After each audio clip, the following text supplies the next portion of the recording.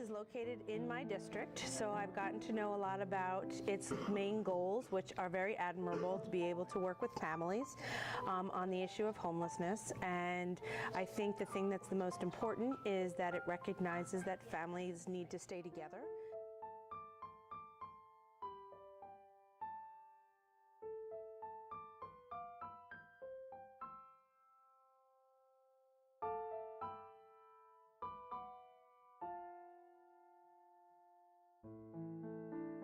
Our bedroom for the next 2 nights. So this is it.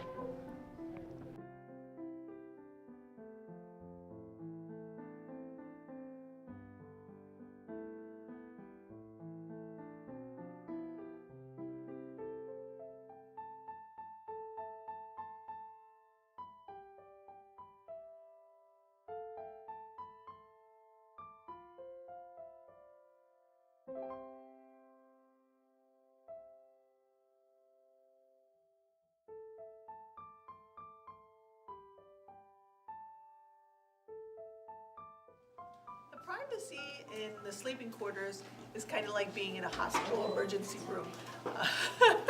To me, you have a little sectioned off section.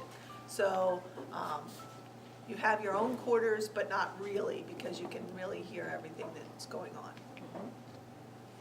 Yeah, I would say the same. You know, you have your own section. However, you know, I could hear the air mattress next door, or I could hear somebody coughing, you know, down at the other end. So, it made it a little bit more challenging. Hi, I'm Doug. I'm Sue.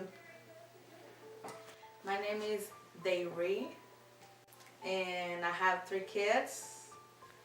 2 of them live with their dad in North Carolina, and I have my oldest son. His name is Jean Paul. He is 10 years old. He's a firecracker, isn't he? Kinda.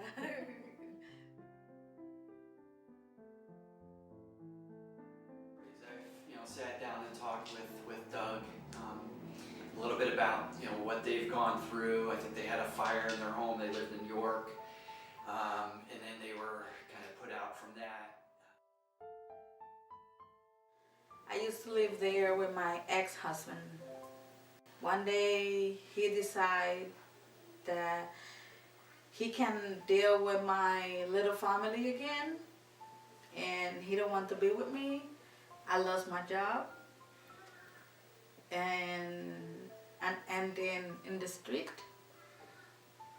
And I went to my son's school, and that's how they gave me a refer to Family Promises.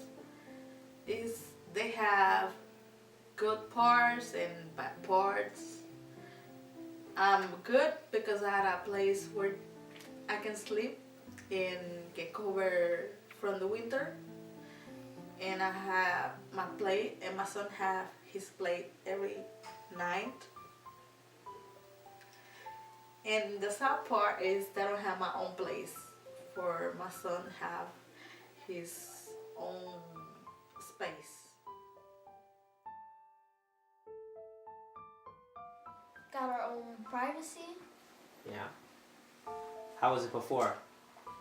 Not that much. We get here, we eat, and we play around for a little bit until like 8 or 9.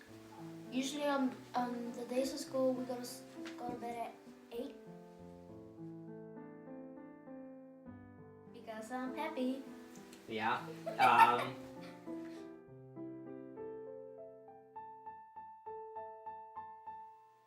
They separated us. Right. He was on one floor, and the kids and I was on the second floor. The second floor, and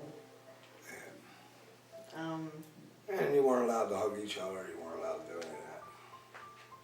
no, I got written up for kissing him on the cheek.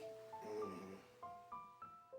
To not be able to, be with my wife, be with my children, be separated, and not have a chance to give them a hug, give them a kiss before going to work, that would be devastating. That would be very difficult. I think the understanding of how people come to this point, because I have been lucky in my life and have not had the issue of homelessness as one I have to deal with. So talking to people that have found themselves in this situation, and many times it certainly wasn't their plan. It certainly wasn't something they strove, this is something I want to be. So when they find themselves in these situations, A, how did they get there? And B, what do they want to do to change it? You know, for me, really, I think, people who find themselves homeless, again, I think it's just a matter of the bad luck.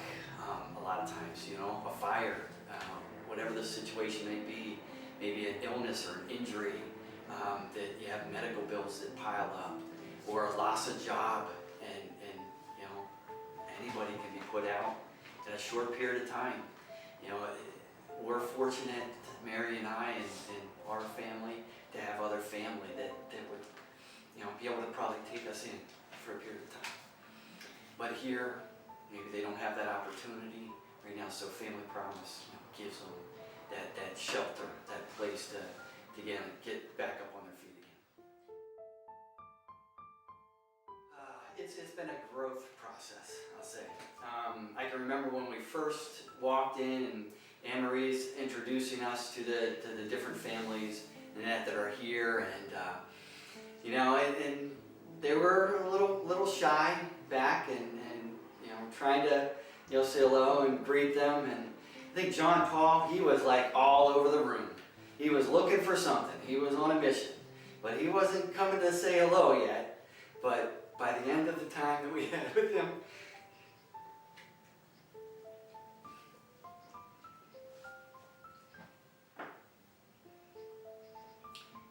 he's like, been great.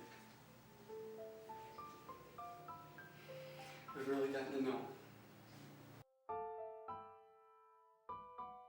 I wouldn't tell them to come here, find out.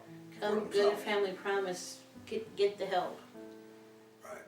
They can help you. This video clip, I think this will be a nice piece to show people what it's really about, what it's like to sleep at night, breakfast in the morning, relying on other people to provide your breakfast, provide your dinner, to provide your transportation to and from. Keep doing what you're doing, keep building upon it. But I know that will be better than now. Thanks to Family Promises.